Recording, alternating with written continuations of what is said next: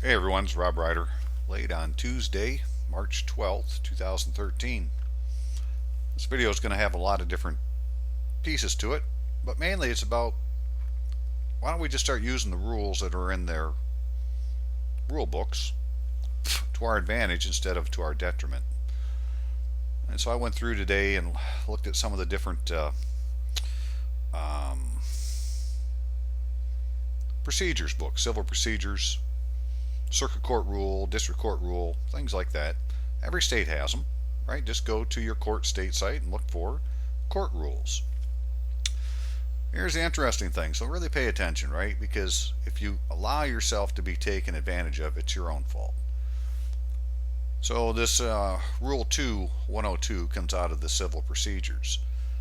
Now, in all the other rule books, it pretty much says if it's not here, if it's not specifically here in this book, then we're using the civil procedures for that particular portion of a court case. One of those is the summons. On filing of a complaint, the clerk shall issue a summons. Sounds simple enough. Well, what's the form? Well, the summons must be issued in the name of the people of the state of Michigan under the seal of the court that issued it. That's what a summons is. In the name of the people of the state of Michigan and under the seal of the court that issued it. That's a summons. If your summons doesn't say in the name of the people of the state of Michigan on it, then they didn't give you a proper summons. And so you would use Rule 2.102 on a praecipe to say, hey, clerk, the plaintiff hasn't followed the rules. He hasn't filed a summons in accordance with Rule 2.102 form. And then if after 20 some days they don't do it, you petition for another one. We'll get into that part a little bit later. But right now, that's just what this says, right? Well, what is a summons that says in the name of the people of the state of Michigan? Well, that would be called a subpoena. In the name of the people of the state of Michigan, to. And you're supposed to do the subpoenas. The court doesn't do them. And so there will be some kind of guide on how to do a subpoena. In fact, Bobby in Pennsylvania and Arizona found one. It's about 8 pages long. But it's basically a step-by-step on how to do a subpoena. Just follow the cookbook. If you need to, every time you do a step, put your initials by it and go all the way through it. And when you're done, you will have created a subpoena that meets the criteria of the law. Now in Michigan, when you do a subpoena, it will be under the seal of the Michigan Supreme Court. And it is a weak command because failure to obey the command of the subpoena or appear at stated time and place may subject you to a penalty for contempt of court. Excellent. So we could use that rule. We could use Rule 2.115, motion to correct or strike a pleading. So motions for definitive statement. If a pleading is so vague or ambiguous that it fails to comply with the requirements of these rules, an opposing party may move for or move a more definite statement before filing a responsive pleading. So before you answer, before you appear, before you do a responsive pleading, you could put a motion in to say that you need to have a more definitive statement about what they're after. And you could list some of the things that maybe they were supposed to have included, like the affidavit in a foreclosure, whatever it is. And again, if they fail to do so, well, in 20 some days, we wish to strike the pleading. Or so a motion to strike on motion by a party or on the court's own initiative, the court may strike from the pleading redundant, immaterial, impertinent, scandalous, indecent matter, or may strike all or part of a pleading not drawn in conformity with these rules, such as not giving a complete statement of what the problem is. Now, pleading in special matters.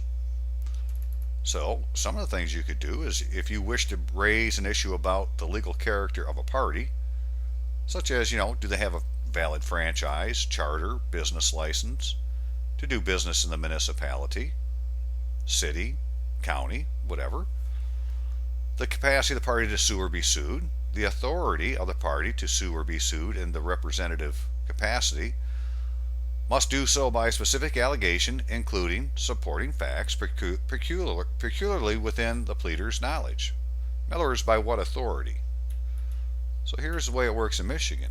It says all persons now employed or who may be employed by state of Michigan or any governmental agency thereof, and all other persons in the service of the state or any government agency shall, as a condition of their employment, take and subscribe the oath or affirmation required of members of legislature and other public officers by Section 2 of Article 16 of the Constitution of 1908. We didn't use the 1963. They went back to 1908.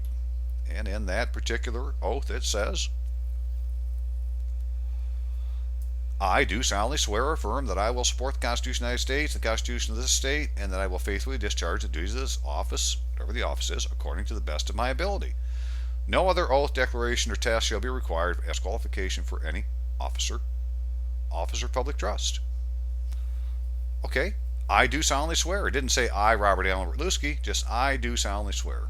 If that oath isn't on file for whoever pulled you over, then they're not holding an office, and therefore they have no authority. So by what authority? You wish to see their oath, to see what authority they brought these charges.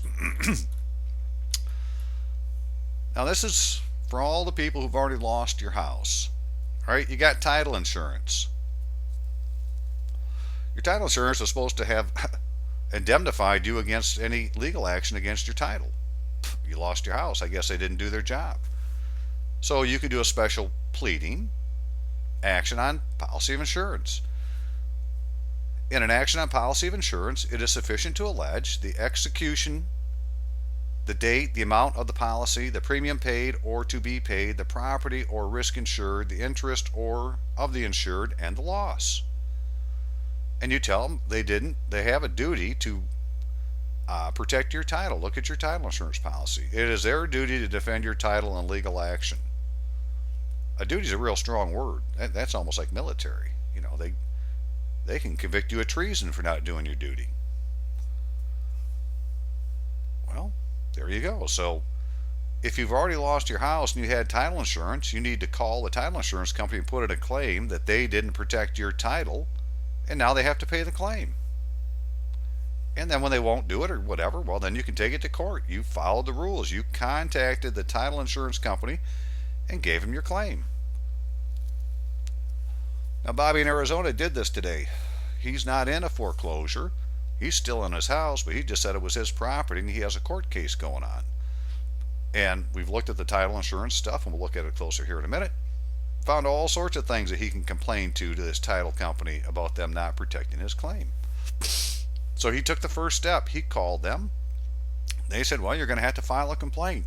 The complaint's online. He went and filled it out, sent it in, got a reply back with a complaint number on it. Case is already open. Now this is in the criminal rules, which is subchapter 6, another book. The complaint. This is important because this has to do with, traffic tickets. A complaint is a written accusation that a named or described person has committed a specific criminal offense. The complaint must include the substance of the accusation against the accused and the name and statutory citation of the offense. Signature and oath. The complaint must be signed and sworn to before a judicial officer or court clerk. The complaint must be signed and sworn to before a judicial officer or court clerk. They can't just sign the damn thing. They have to go before a judge and take an oath and then subscribe their name to it. They don't do this. A complaint may not be filed with prosecutor's written approval endorsed on the complaint or attached to it unless security for cost is filed with the court. Right? So, now this one here, the civil infraction action, this comes under the district court, which is like our police court. We don't have municipal courts here. We have district courts. The citation serves as a complaint in a civil infraction action and may be filed either on paper or electronically. That's fine, but they still had to swear it before a judicial officer or court clerk because it's the complaint.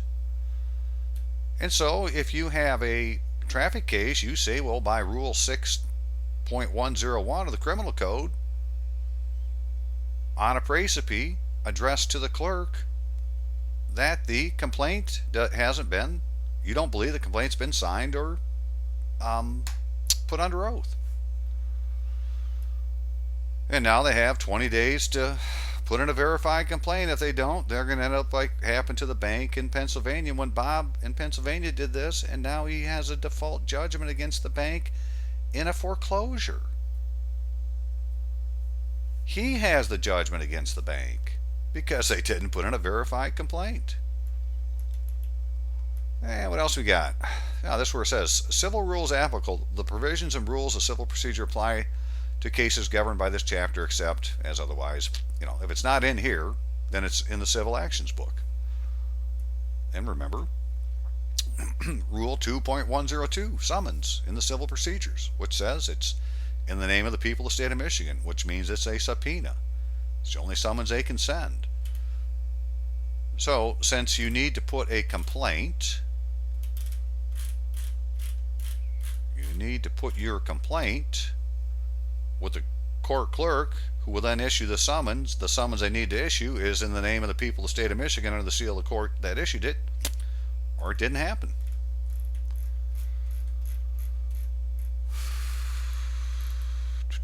Okay, and there we go. The summons must be issued in the name of the people of the state of Michigan under the seal of the court that issued it.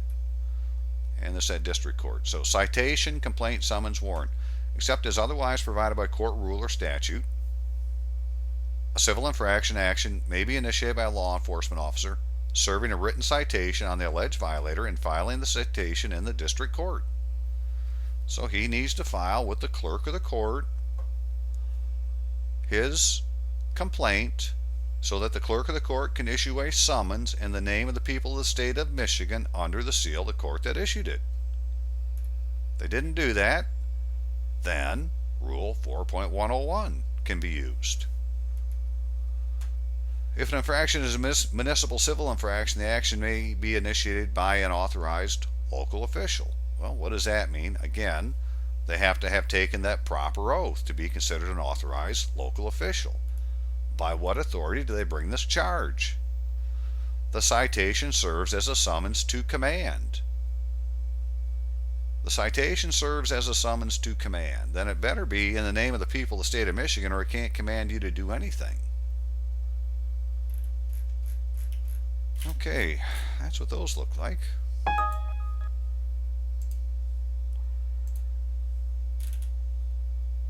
Now, this is in the civil procedures also, joinder. Let's look at this. One defendant, let's say you're in foreclosure right now, one defendant may bring in a third party.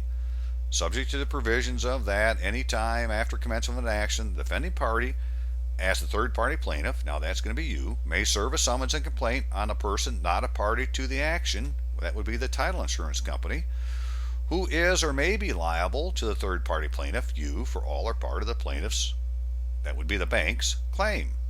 And they are, because you have title insurance and they're supposed to defend your title for you. The third party plaintiff, you, need not obtain leave to make service if the third party complaint is filed within 21 days after the third party plaintiff's, you, original answer was filed. So you file an answer, and then within 21 days you can put in this summons and complaint, which would be a subpoena and complaint. And your complaint would be under oath. You would go and take an oath. Going to want to do that.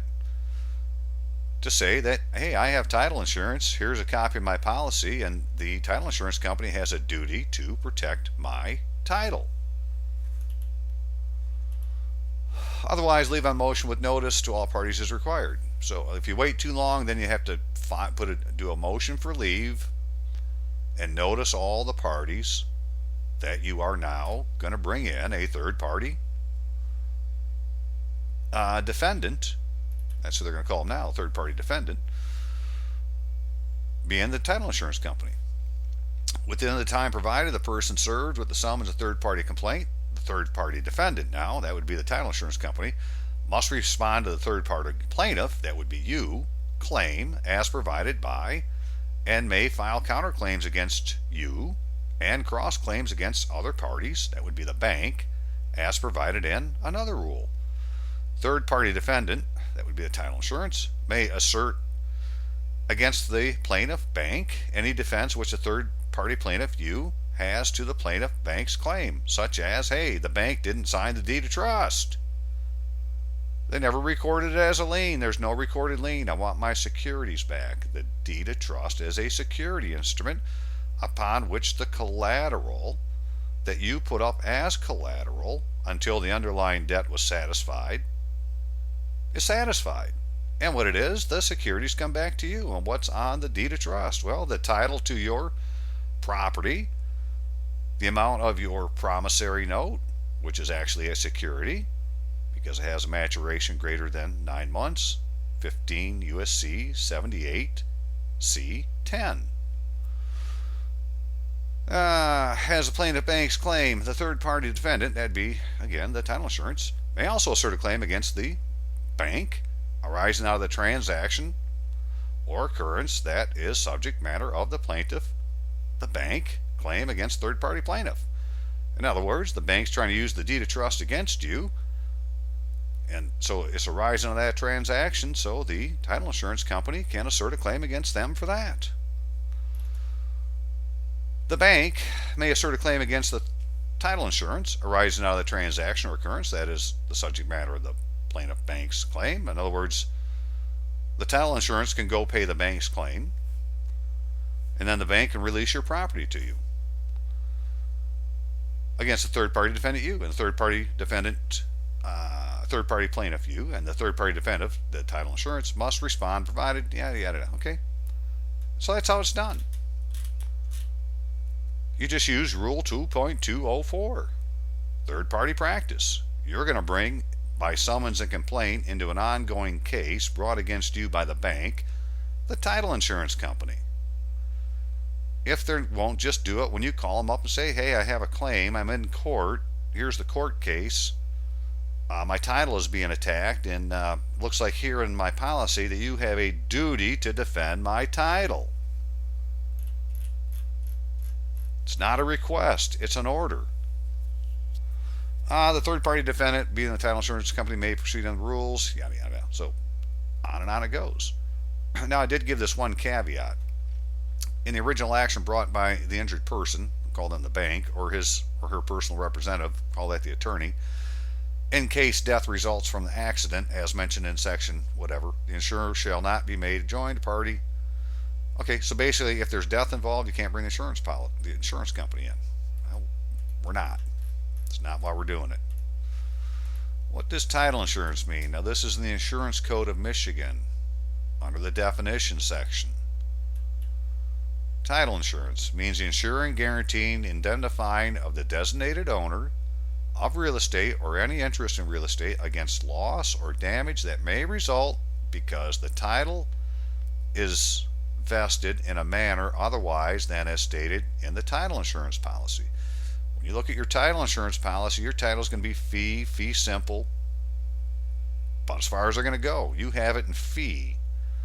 However, right now it's vested in a manner otherwise than stated in the title insurance. Well, they're going to indemnify me against that.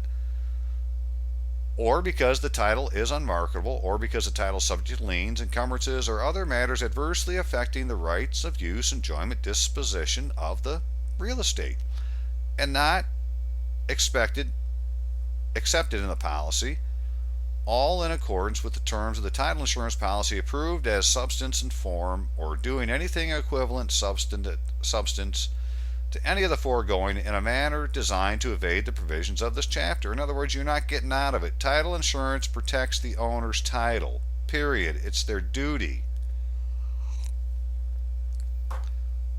Title insurance means domestic, foreign, alien insurer, insuring title insurance. Title insurance policy means any policy or contract insuring, guaranteeing, and indemnifying against loss, damage suffered by owners of real estate or by persons interested in the real estate by reason of liens, encumbrances upon, defects in, or the unmarketability of the title of the real estate, or other matters affecting the title to the real estate, or the right to use and enjoyment of real estate, and ensuring, guaranteeing, and identifying the conditions of the title of real estate or the status of any lien on the real estate. In other words, title companies taking care of both sides.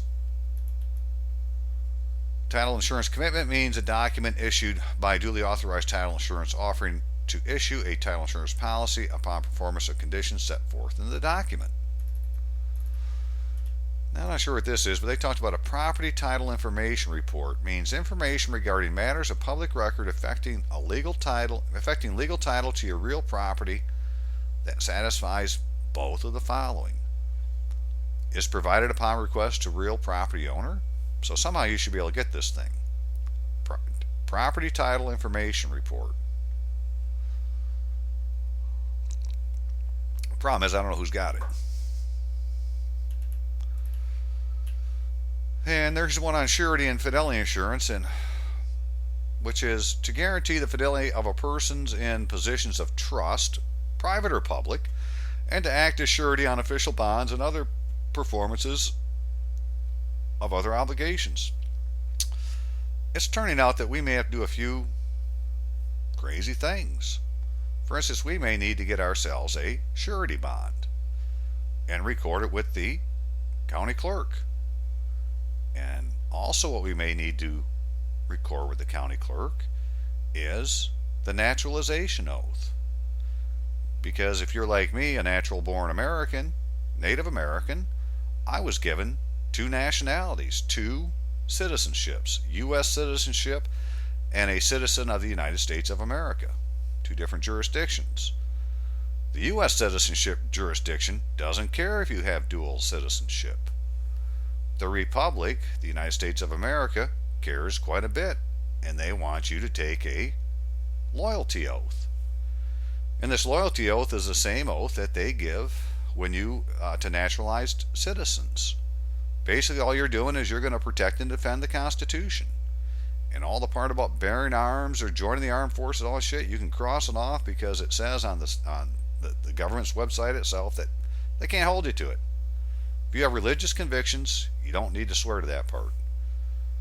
All you're doing is saying, if you have dual citizenship, nationality, it says that you're a citizen of two sovereign nations.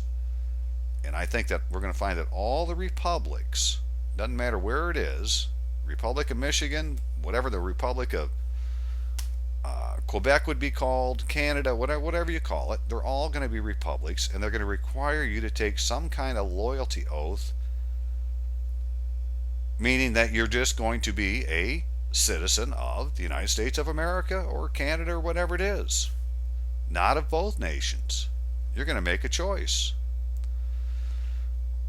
And we're going to hear a lot more about that on the next video I do. That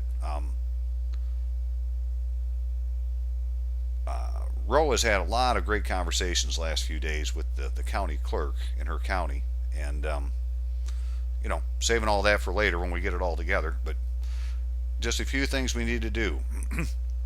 The other thing is, I think you need to take your certificate of live birth to the county clerk. Could be to the city. We'll find out here soon enough. As part of claiming your domicile. One of the forms that Rose saw when she was looking through the forms, because now she can get behind the counter trolls in the county clerk's office just by walking in, signing a sheet. She can go back and look through the records. They had a set of files called Certificate of Intention.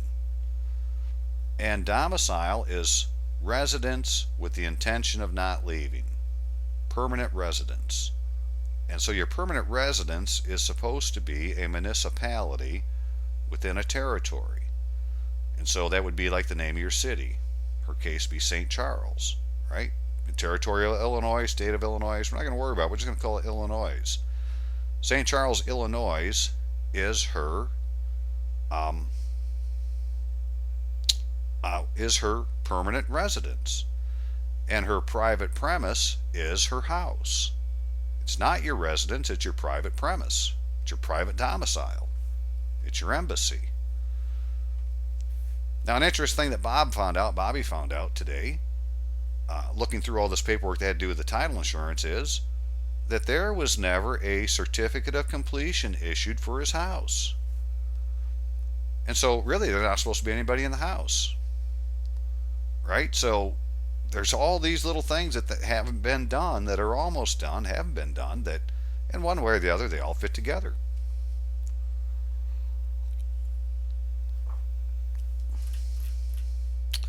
All right, so that was that one. So yeah, we may need to have this kind of insurance, surety and fidelity insurance. We may have to post an oath and bond, right? Put a that naturalization oath is really a loyalty oath. And Bobby was looking on Maricopa County a little bit earlier, and he called me and said, well, the only loyalty oaths I see are all taken by judges. Oh, here's one from the deputy city clerk, which would make sense.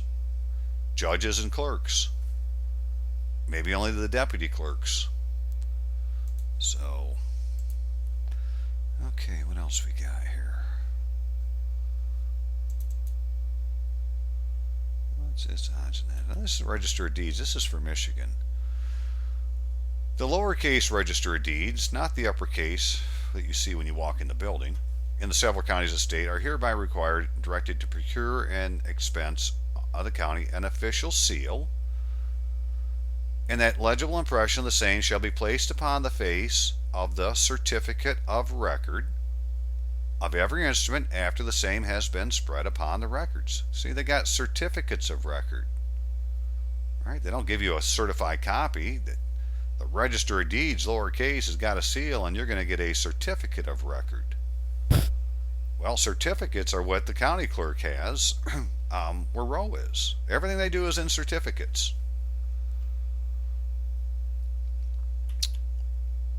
So who is this lowercase Register of Deeds? The County Board of Commissioners. As determined by the County Board of Commissioners, the Register of Deeds shall be covered by a blanket bond. Okay, so first of all, the County Commissioners must know who the Register of Deeds is. Now, the County Board of Commissioners took over for the townships because the townships don't have any officers who have taken the proper oath. And they took all the, depending on the size of the population of the county, they could have up to 25 of these commissioners. And then they would split the county into pieces where the population was about the same. And it became a voting district. Well, when they did this, this voting district got a commissioner who now has the same power as the township supervisor should have had.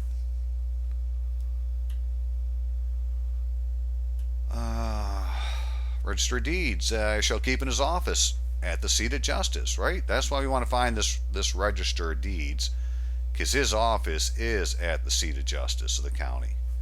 And that is where the Court of Chancery is. And that is where the Office of Recorder is. And all the records of the living. Register of Deeds. The Register of Deeds shall appoint a deputy or deputies, one who shall serve as the chief deputy. Well, you like our chief deputies.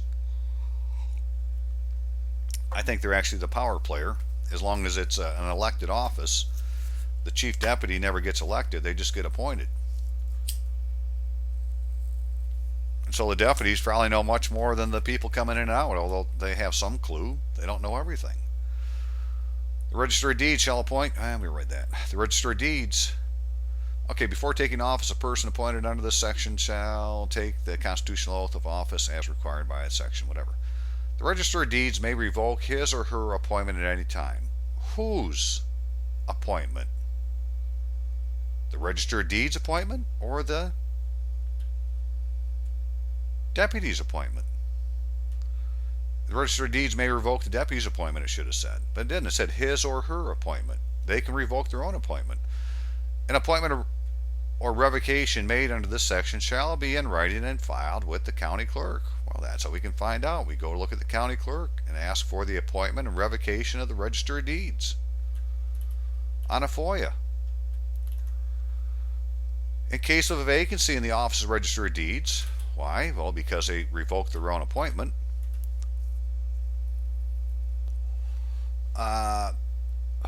In his absence and inability to perform duties, such deputy shall perform the duties registered during the continuance of such vacancy or disability. if during the vacancy of the office of Register of Deeds, or in his absence or inability to perform the duties of his office, there shall be no deputy register, or such deputy be unable from any cause to perform the said duties, the judge of the probate of county may, by writing under his hand, appoint some suitable person to perform the duties of Register of Deeds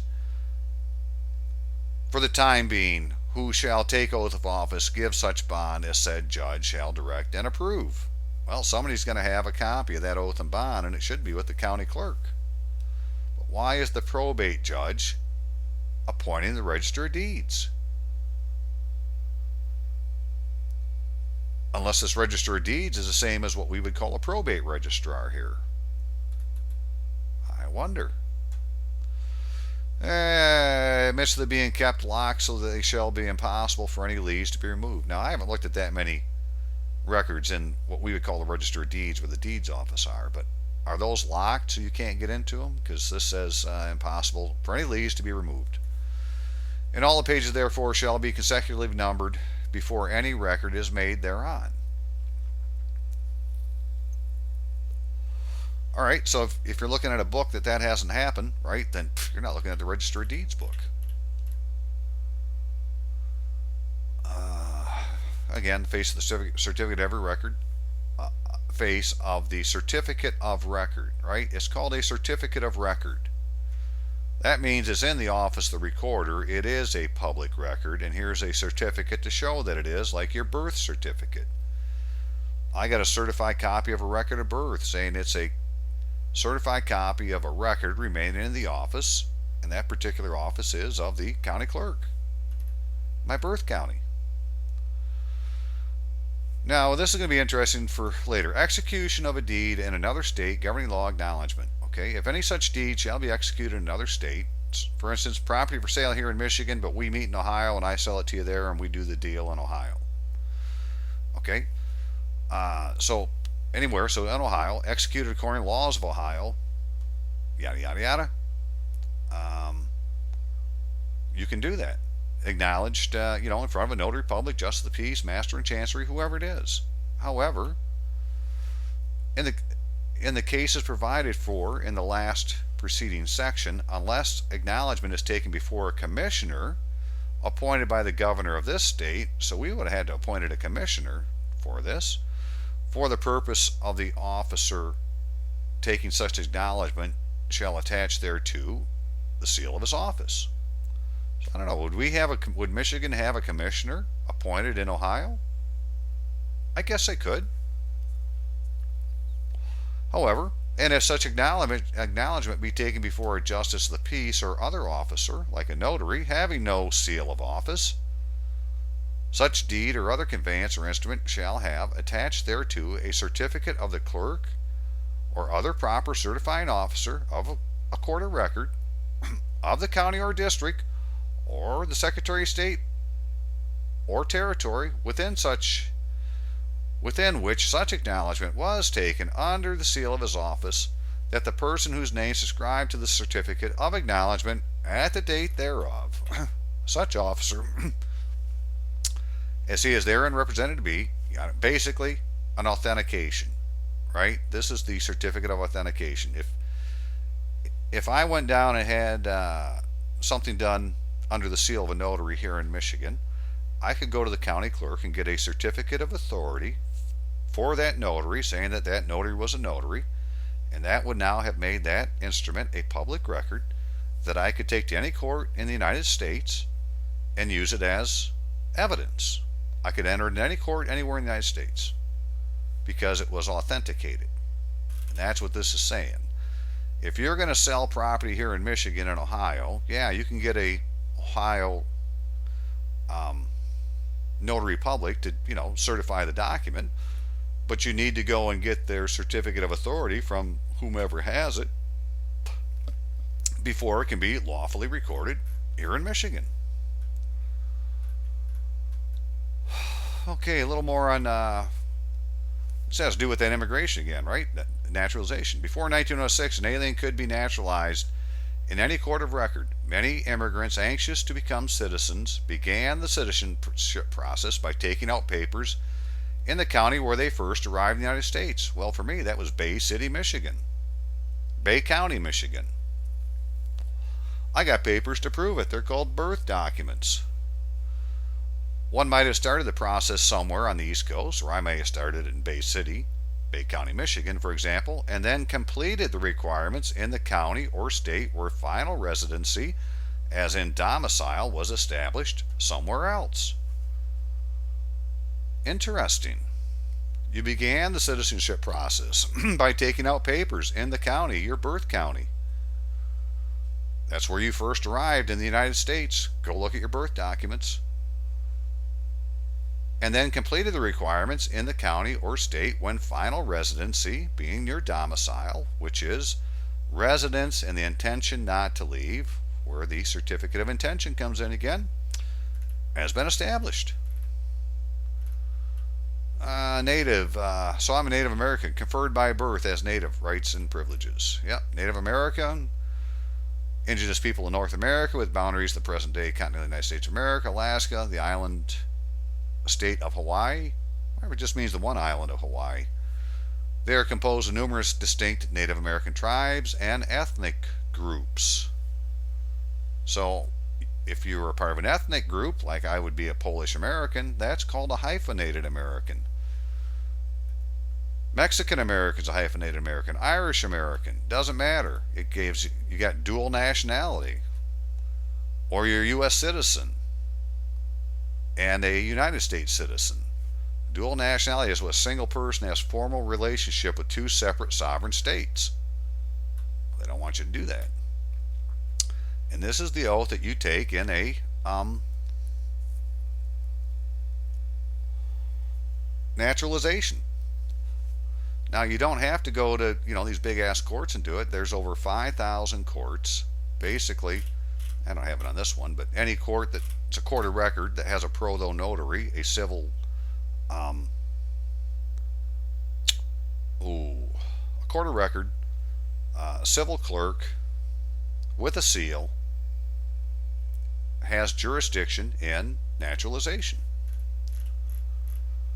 I hereby declare on oath that I absolutely and entirely renounce and adjure all allegiances and fidelity to any foreign prince, potentate, state, or sovereignty, of whom or which I have heretofore been subject or citizen, that I support and defend the Constitution and laws of the United States of America against all enemies, foreign and domestic, that will bear true faith and allegiance to the same.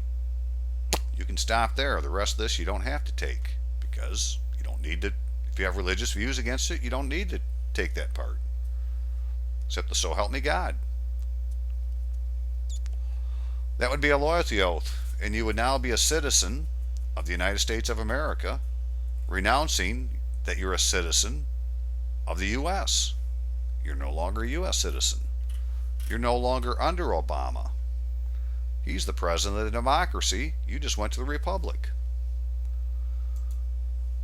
Okay, so let's look at Bobby's stuff again real quick. This is some crazy stuff. So here's a title insurance policy. Here. All right. Owner's coverage statement.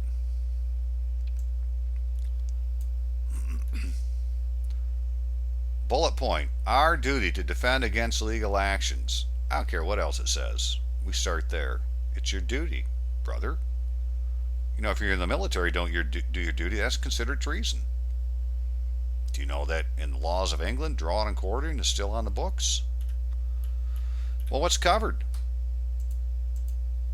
Well, someone else owns an interest in your title. Someone else has rights affecting your title arising out of leases, contracts, or options. Someone else claims to have rights affecting your title arising out of forgery or impersonation. Someone else has an easement on your land. Someone else has right to limit your use of the land, like a covenant. Your title is defective. Any of the covered risk 1 through 6 occurring after the policy date. Okay, you're in court. They're trying to take your property. I think it's time to make a phone call. You're not in court. You just want your property back because the bank never signed the deed of trust. Well, you got to make a claim. You got to make a claim.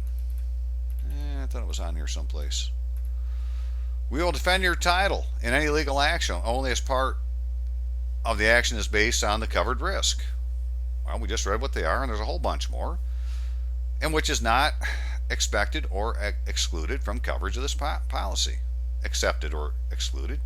And they put a bunch of things that they try to do that to, but when we go look at those, we're going to see, well, those haven't been lawfully recorded. We will pay the costs, attorney's fees, and expenses we incur in that defense. We will not pay for any part of a legal action which is not based on a covered risk or which accepted or excluded from coverage of this policy. We can end our duty to defend your title under paragraph 4 of this condition, which is basically to pay the policy. And it's under the seal. It's got the president and his clerk of the secrets, the secretary, attesting it. And this is the Schedule B that says all these things here are some kind of a lien against Bobby's property, or they're already encumbrances, right? However, when we start looking at these things, most of them aren't lawful. And I talked about this in the last video, so I'm going to get through that part. Let's take a look at what I'm talking about here. Here's one of them. Somehow he's part of this warranty deed from 1954, in which it says the liabilities and obligations existing or that may arise against said land by reason of the inclusion in electric district number 7. Okay, they just made you part of electric district number 7 and going to make you responsible, and they also gave away your mineral rights. That's the part you can't read there. Now this land is in Maricopa County, Arizona, but this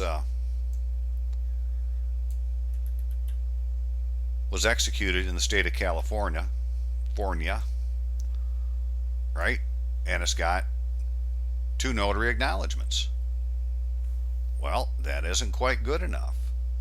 What the rule says is if you do this in a California, to have it recorded in Arizona, then you're going to go to the clerk notary public in California and have it acknowledged, and then get the certificate of authority for the notary.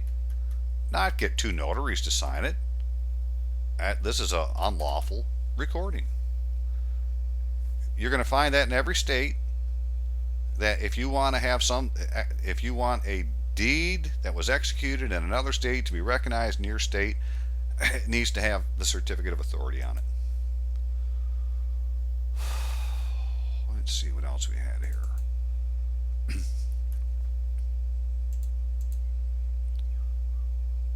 Schedule A. Okay. So this is the amount of insurance. $170,000. And they got some deductible amounts there. Name of the assured, Robert B. Kirby. Estate or interest in land is covered in the policy is fee, right? It doesn't have any disclaimer, it's just fee. Anytime you add another word to it, you diminish its power. So fee is as strong as it can be. I'm going to say it's fee absolute. Let's start there. I want both the legal and equitable title. That's what fee I want. The title to the estate or interest in the land. There's 2 things. There's the title to the estate, because the estate's going to be the where all the escrow went into. And your interest in land, because you really can't own the land. It's God's land. Nobody can own it, right? But we can have an interest in it. We can say, hey, I'm going to use this. I'm interested in it, right? So it would be nice if somebody knew that I've claimed the land so that there's not any kind of controversy in the future. And now they put Robert B. Kirby, and that's how they put it on your warranty deed, but they say that's also known as Robert Bradford Kirby, like Robert Bradford Kirby is an assumed name. I'd say Robert B. Kirby is. You know, why do they do these things? Who knows? And he was made part of a donation agreement that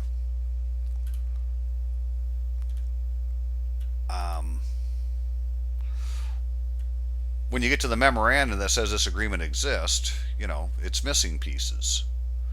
This donation agreement wasn't at the recorder's office. This was at the frickin' the school district's office, who just happens to be a political subdivision of the state of Arizona. I wonder what they got you involved in, because they didn't show you everything. They also got them involved in a thing called a party wall agreement. Now, this is an 8-page document, but here it says it's page 1 of 1. As far as I'm concerned, they only recorded the first page. When you look at this number, it's 2003 with a hyphen, right? Look at this number. It's 2003 without a hyphen. It's just two different recordings. The second page and this recording number here have nothing to do with this recording number up here. That's two different jurisdictions using the same kind of number, but not the same one. See, look at this one's got that number going down the side right here, right? Let's see what this next page does. Yeah, that one's got it too. How come the first page doesn't? Unless it happens to be up here under this. They got this kind of blocked off, but all I know is this says 1 of 1 was recorded.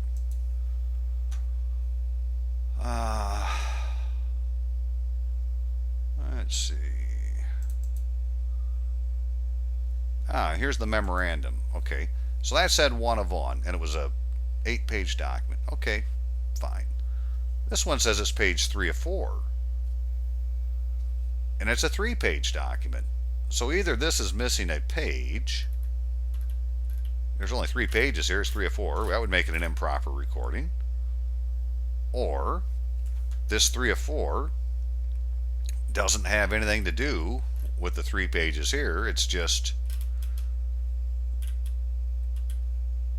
3 of 4 of some other agreement. There's a 1 of 4, 2 of 4, 4 of 4 someplace, and this used to be stapled at one time. All right, so this is just the 3rd page of a 4-page document, and they've only recorded the 1 page and this instrument number. And it's telling Bob, hey, guess what? You're part of this donation agreement. It's not really telling Bob. It doesn't have Bob's name on anywhere. It's just referenced on the frickin' title insurance paperwork as an existing condition. That's crazy stuff. And there was another one. Here's another one, 50-page agreement that says 1 of 1. All right, this is supposed to be the homeowners association he's part of. Well, they only recorded the first page of a 50-page document. Again, there's that numbers, run together. It wasn't on the front page. I don't see, unless that's that little smudge mark is that number. 2002. Right, run together. Up here, it's 2002 with a hyphen. I'm afraid that's just 2 different numbers. I'm afraid that's 2 different numbers. Okay. So there's plenty of things to bring up to the title company. The main one being, well, it's your duty to defend my title. We'll worry about the rest later. Defend my title. If you want to use your title insurance, you need to put in a claim. If you want to just put in a claim and say, listen, the deed of trust was never signed by the bank, and I can't find a lien anywhere, and then the deed of trust is actually a security agreement. If you look just above where I sign my name, it says it's a security instrument or agreement. Well, that means it's not a lien. If it was a lien, it'd say it's a lien. It doesn't. It says it's a security instrument, which means that has a list of the securities I'm putting up as collateral for the loan, which is supposed to be the underlying debt. But unless there's a lien against my property that I don't know of, then I must have paid it off, so I'd like to have my securities back. And if they go blah, blah, blah, you listen for Ben, you say, well, is that your testimony? Well, yeah, I didn't know if that's your testimony. Look, this is important. I'm going to take it to court. I need to tell the court, were you willing to do your duty to defend my title? What do I tell them that you told me? And see what they have to say. Now, as far as those court rules, oh boy, I got so much going on here. Where are those things? Okay, court rules. So, when Bob in Pennsylvania did his first précipe, right, this is what it looked like. This top part is no different than it would be on a motion. Okay? And then he just followed the rules. This is for Pennsylvania Rules of Civil Procedure 1659. You can go look it up yourself, see what it says. Précipe under Delaware County Court of Common Pleas, Rules of Civil Procedure. And this is addressed to the pro though notary, to the, here I would just say the circuit court clerk, the superior court clerk, whatever your general jurisdiction court is. Right? They have pro though notaries in Pennsylvania. Issue this rule 1659 upon city mortgage, mortgagee and real party in interest to file a signed, valid, lawful complaint by his corporate officers, that's the plaintiff in the above case, within 20 days after service of the rule, or the pro though notary who holds judicial records upon précipe, mean another précipe, shall enter a judgment of non-pros. Basically a default judgment. That's all Bob put on there. It's addressed to the pro though notary. It's called a précipe. Right, here's called a précipe and rule to file complaint. Right? We're not calling it a motion. Could have called it a motion and done something. No, we're going to call it a précipe. We're going to address it to the clerk. And then Bob just signed it. He didn't swear to it. He didn't have to. Just signed it. Finished it up here. Signed by the clerk. Got the seal to court on February 4th. It was issued. And then this is the certificate of service that Bob sent with it. Right? Filed. Pursuant to these rules, so whatever the rule said as far as written notice, with intention to file, précipe was mailed or delivered. So he found, go read this rule, Rule of Civil Procedure 237-1A, see what it says. Go find one that's in yours that says about the same thing. But really, it's a certificate of service. Okay, well, he did that and waited 20 days, and then, because they didn't file a complaint, didn't show up on the docket, right? He kept watching the docket online to see if it came in. He went down and gave them this very important notice. You, City Mortgage, are in default because you have failed to file a valid complaint in this case. Unless you act within 10 days of the date of this notice, a judgment may be entered against you without a hearing, and you may lose your right to sue the defendant, thereby lose property or other important rights. You should take this paper to your lawyers at once. If you do not have a lawyer, go to the telephone, the office set forth below, or telephone the office set forth below. Yeah. Basically, he put in a notice.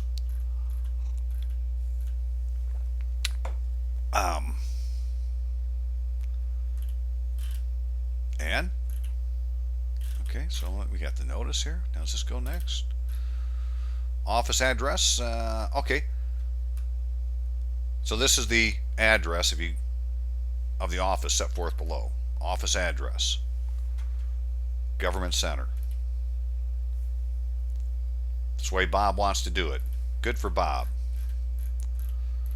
Then he put in a précipe for judgment of non-pros. This is on the same day. To the pro the notary, clerk of judicial records, civil division. Enter judgment of non-pros against the above named plaintiffs. City Mortgage, pursuant to Rule of Civil Procedure, I certify a written notice of the intention to file a précipe was mailed and delivered to the party against whom judgment is to be entered. There you go. So he put this one in.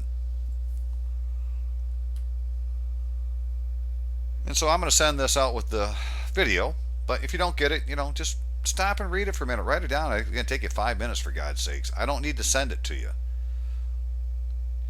Get a clue, see what it says, go look up in Pennsylvania what all these different little things are that have been talked about. Right? Rule Civil Procedure 237.1. Read what it says.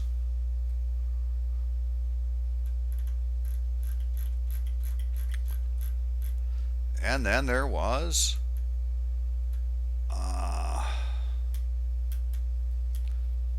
Civil Division, pursuant to this rule, certification of written notice, intention to file praesepe judgment non-pros, and non-fault notice of default was mailed or delivered. I certify the written notice of intention to file praesepe for judgment of non-pros and notice of default was served upon City Mortgage. Certified mail. Hard to argue with. There's his evidence. And guess what? Now, in the court record, is a judgment against the bank and the foreclosing or the mortgage company for not putting in a complaint, valid complaint. Bob now has a default judgment against the bank. And so here, you're going to do some kind of writ, either a writ of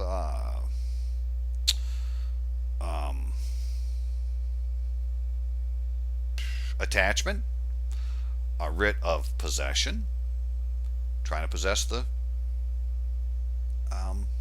property back. And again, this whole court case stuff has been covered before in the last videos over the last month, but that's where it is, and that's how a praesepe is done, and it's done using rules, right? And so I just tried to point out some rules that you can use on a praesepe, and not so much that one. That's